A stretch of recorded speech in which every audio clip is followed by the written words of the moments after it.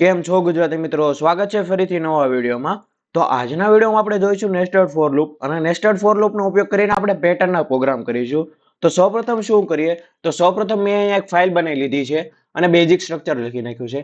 તો પેટર્ન દોરવા માટે શું જોઈએ, ફોર લૂપની જરૂર પડશે. તો ફોર લૂપ માટે આપણે શું કરીશું, સૌપ્રથમ બે વેરિયેબલ લઈ લઈશું. તો વેરિયેબલ લઈ લેવા કે ઇન્ટીજર આઈ અને જે બે વેરિયેબલ લઈ લીધા. આપણે પેટર્નનો પ્રોગ્રામ કરીએ. પહેલા આપણે પ્રોગ્રામ કરીએ એના થ્રુ લૂપ કઈ રીતે ચાલે છે એને સમજવાનો આપણે પ્રયત્ન કરીશું. તો સૌપ્રથમ શું કરીએ, તો સૌપ્રથમ લખીએ કે four i is equal to 1, i less than equal to 5, i is equal to 1, i less than equal to 5,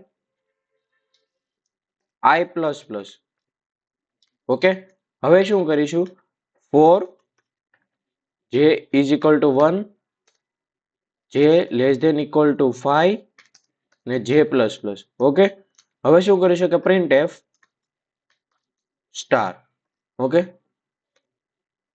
પછી શું કરીશું કે printf ન્યુ લાઈન. હવે આપણે જોઈએ સૌપ્રથમ તો એના આઉટપુટ જોઈએ. આઉટપુટ થ્રુ એને છે ને સમજવાની ટ્રાય કરીશું. તો સૌપ્રથમ જોઈએ, તો સૌપ્રથમ આઉટપુટ શું આવે છે, 5 સ્ટાર આવે છે અને કેટલી લાઈન આવે છે કે 5 લાઈન આવે છે. ઓકે, હવે એને સમજવાની ટ્રાય કરીએ. સૌપ્રથમ તો શું કર્યું, આપણે બે વેરિયેબલ લીધા, ઇન્ટીજર આઈ અને જે. ઓકે, હવે શું કર્યું કે આઈ ની જે લૂપ છે એ 1 થી લઈને 5 સુધી ચાલવી જોઈએ, એ તો આપણને ખબર છે. અને એક એક નું શું થવું જોઈએ, ઇન્ક્રીમેન્ટ થવું જોઈએ.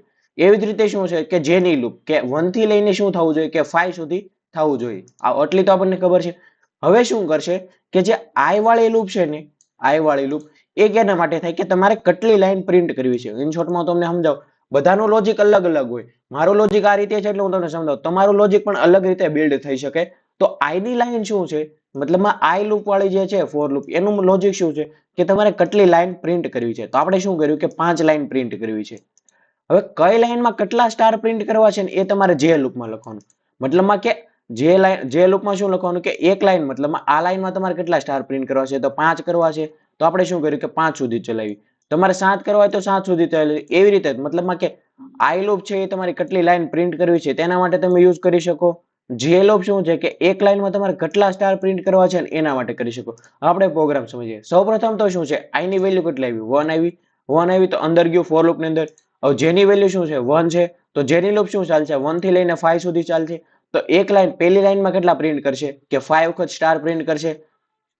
1 2 3 4 એમ 5 સ્ટાર પ્રિન્ટ કરશે. ઓકે, પછી શું કરશે, આ લૂપ પૂરી થઈ ગઈ, જે વાળી લૂપ પૂરી થઈ ગઈ. પછી શું કરશે કે નવી લાઈન આવશે, ન્યુ લાઈન પ્રિન્ટ કરશે. એટલે અહીંયા લૂપ પોગી એટલે ત્યાંથી શું આવી જશે કે ન્યુ લાઈનમાં આવી જશે.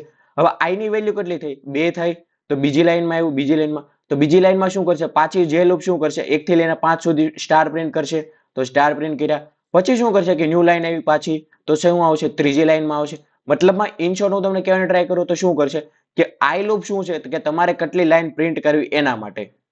પછી જે લૂપ શું છે કે એ લાઈનમાં તમારે કેટલી વખત પ્રિન્ટ કરવા છે, શું જે સ્ટાર છે, નંબર છે, એ તમારે કેટલી વખત પ્રિન્ટ કરવા છે એના માટે તમે શું કરી શકો, યુઝ કરી શકો.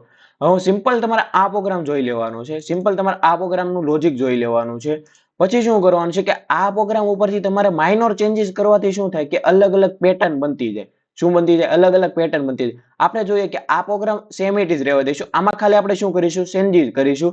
પછી એનાથી શું ચેન્જીસ આવે છે ને પેટર્નમાં આપણે જોઈએ. તો સૌપ્રથમ જોઈએ તો શું કરીએ કે j ઇઝ ઇક્વલ ટુ 1, જે i is equal to 1, i less than equal to 5, i plus plus. Okay, હવે શું કરીએ કે આને ઉલટાઈ દઈએ. શું કરીએ, ઉલટાઈ દઈએ તો કોઈ ચેન્જીસ ન થવાનો, સેમ ટુ સેમ રહેવાનું. તો આપણે શું કરીએ કે રેક્ટેંગલ, મતલબમાં ટ્રાયંગલ શેપમાં આપણે ઓલું જોઈએ, પેટર્ન જોઈએ. તો સૌપ્રથમ શું કરીશું કે less than equal to i કરી દઈએ. ઓકે, હવે આપણે જોઈએ આઉટપુટ શું આવે છે. તો આઉટપુટ જોવો તમે, શું આવી ગયું, આઉટપુટ ચેન્જીસ થઈ ગયું. કેમ ચેન્જીસ થઈ ગયું હવે જોઈએ આપણે. હવે આનો પ્રોગ્રામ જોઈએ. તો શું કર્યું કે સૌપ્રથમ i ની વેલ્યુ કેટલી છે, 1 આવી. 1 આવી, જે લૂપમાં આવી, જે લૂપમાં શું થશે કે 1 થી ચાલુ થશે. શું થશે, 1 થી ચાલુ થશે. ઓકે, 1 થી ચાલુ થઈ ક્યાં સુધી જવી જોઈએ, i સુધી જવી જોઈએ. તો i ની વેલ્યુ કેટલી છે અત્યારે, 1 છે. તો 1 સુધી જ આવી જોઈએ. 1 થી લઈને શું જોવી જોઈએ, 1 જોઈએ.